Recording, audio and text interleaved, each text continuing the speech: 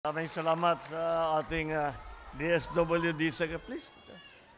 Ating DSWD Secretary, Secretary Rex Gatchalian, na sila ang namamahala dito sa ating Marilac Hills na center na binabalik-balikan ko ng matagal pa. Senador pa ako at civilian pa ako.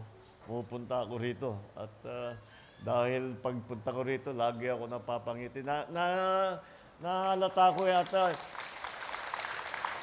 Bawat punta ko rito, sumasayaw kayo. Gumagaling yung sayaw ninyo. Parang panayang practice ninyo ng mabuti. At saka siguro, panayang panood ninyo ng TV para nakikita ninyo mga bagong sayaw. At nakakatuwa naman na makita kayo at kahit papano ay nasa-celebrate natin yung Pasko. Kaya Merry Christmas sa inyong lahat.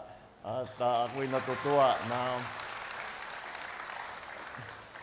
kagabi lamang ang ginawa namin doon sa Malacanang. Sinindihan namin, inon namin yung malaking, meron kaming Christmas tree doon na napakalaki.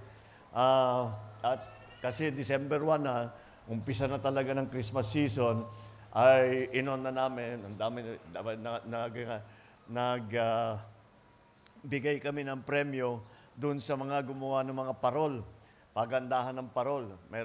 Maraming panalo, ang gaganda ng mga ginawa nila.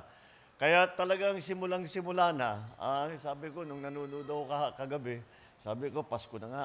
At nag-on na tayo, sinindihan na natin yung Christmas tree. Ngayon, pagdating ko rito ngayong araw, talagang naramdaman ko na ang Pasko. At nakikita ko sa mukha ninyo Alam niyo, lalong-lalo na yung mga pag pinapanood nyo. Ito, tawa ng tawa ito Anong grupo ka? Ba't nung pagsayaw ng mga kasama mo, inaasar mo? Huwag mo namang ginagawa yun. Hirap na nga sumayaw yung tao Kayo talaga Pero laging masaya dito. At I'm very happy na nakapunta uli ako. At naramdaman ko ulit ang ating Pasko. And kagaya ng lagi kong pagpunta rito, kailangan naman natin, huwag nating kakalimutan ang ating benefactor, ang Rotary na Bagong Bayan na sila lagi.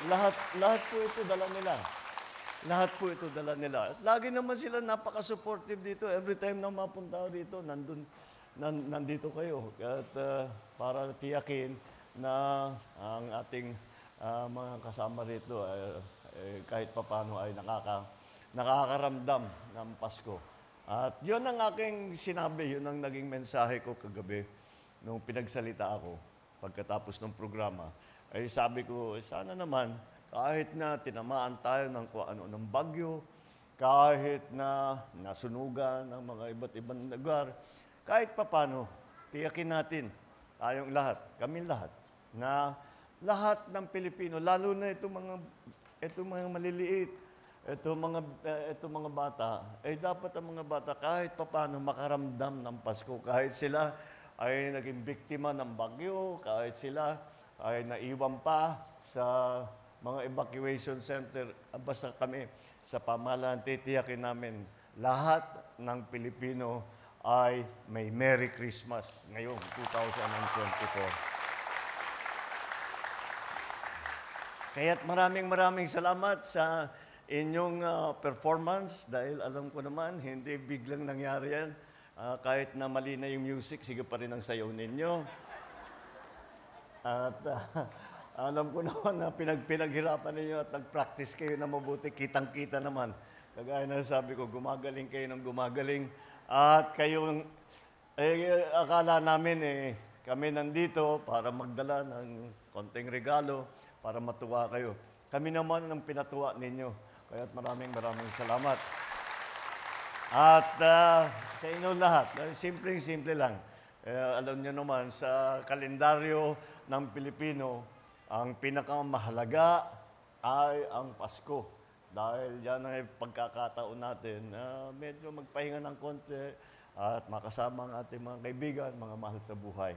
Kaya't Merry Christmas sa inyong lahat. At Happy New Year, pagdating ng New Year. At maraming salamat sa inyong hinanda na mga kanta at mga sayaw. At nailagay na naman ninyo sa puso namin lahat na nanonood sa inyo na nandito na nga ang Pasko. At kailangan alalayan natin lahat ng ating mga kababayan at ating mga kapwa Pilipino. Merry Christmas! Happy New Year!